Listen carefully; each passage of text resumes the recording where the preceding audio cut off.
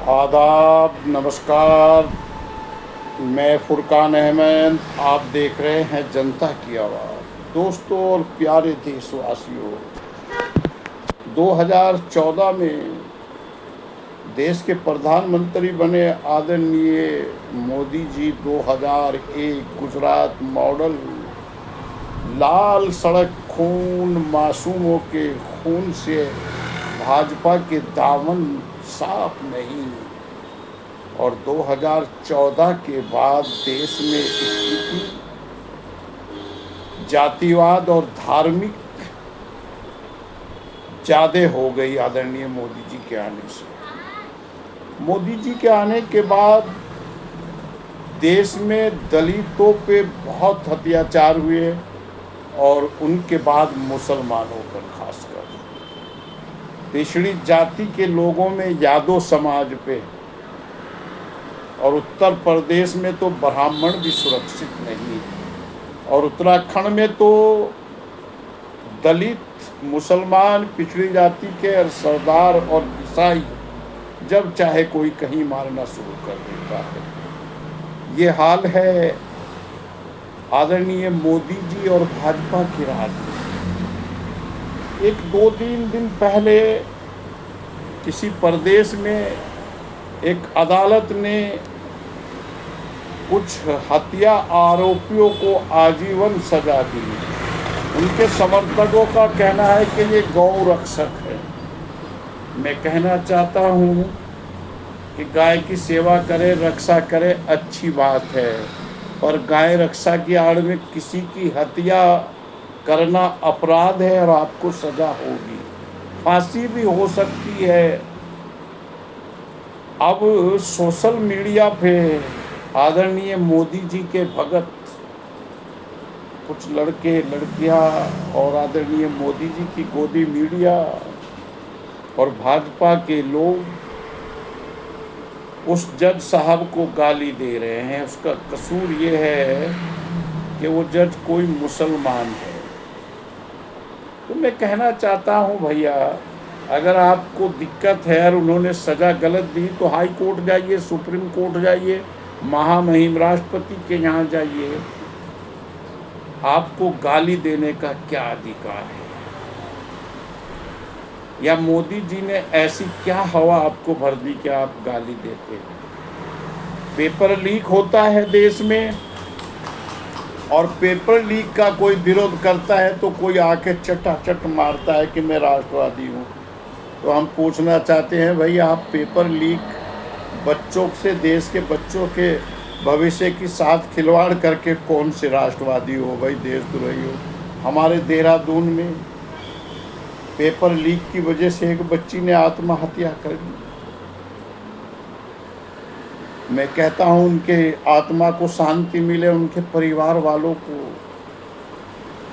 हिम्मत प्रदान हो, शक्ति प्रदान हो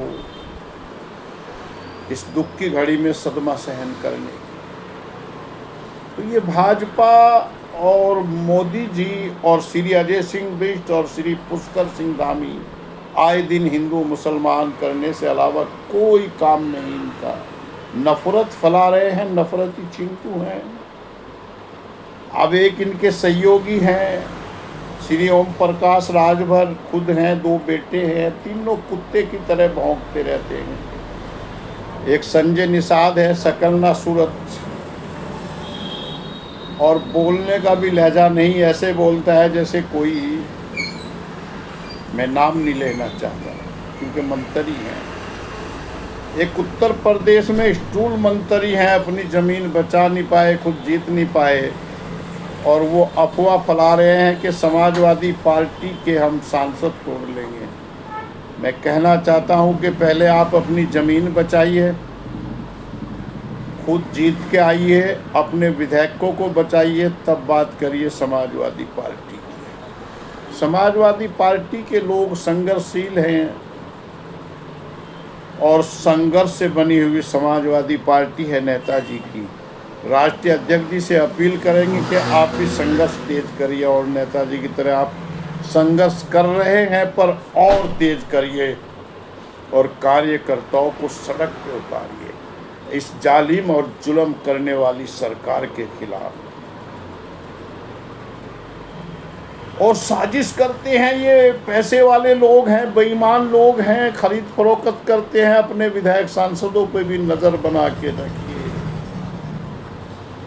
और उत्तराखंड में संगठन बनाने का काम भी करिए। यहाँ संगठन नहीं है, यहाँ कोई प्रदेश अध्यक्ष नहीं है। एक कार्यकारी अध्यक्ष से बेचारा घूमता रहता है। कोई प्रदेश अध्यक्ष नियुक्त करिए, चाहे राजेंद्र चौधरी की सिफारिश पर ही करिए, क्योंकि हम समझते हैं, हमने तो राजेंद्र चौधरी की कुछ बातें बताई थी। बुजुर्ग आदमी है, जो वो करते हैं। राष्ट्रीय लोकदल के समर्थक है, राष्ट्रीय लोकदल भाजपा का समर्थक है, और भी कुछ काम करते हैं, क्योंकि शादी नहीं है उनकी। हमने कहा था उत्तराखंड को राजेंद्र चौधरी ऐसी का अड्डा ना बनाए, तो वो पूरा मान जाए। हमारा प्रदेश है, हम अपने प्रदेश की बात कहेंगे।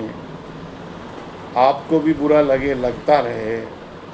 जो राजेंद्र चौधरी का कोई चमचा हो, जो उन्हें फैसिलिटी या कुछ चीज़ें उपलब्ध कराता हो, उन्हें ही बना दीजिए। कम से कम संगठन तो बन जाएगा। हम लोग तो अब्दुल हैं, वोट दे ही देंगे आपको। पर यहाँ संगठन ना होने की वजह से कांग्रेस के भी दिमाग खराब हैं। और उत्तर प्रदेश में कांग्रेस के प्रदेश अध्यक्ष जो भाजपा से आए, वो भी गलत बयानबाजी कर रहे हैं। प्रभारी पांडे जी हैं, पांडे तो पहले ही भाजपा ही थे, भाजपा से आए कांग्रेस में, वो भी गलत बयानबाजी कर रहे हैं।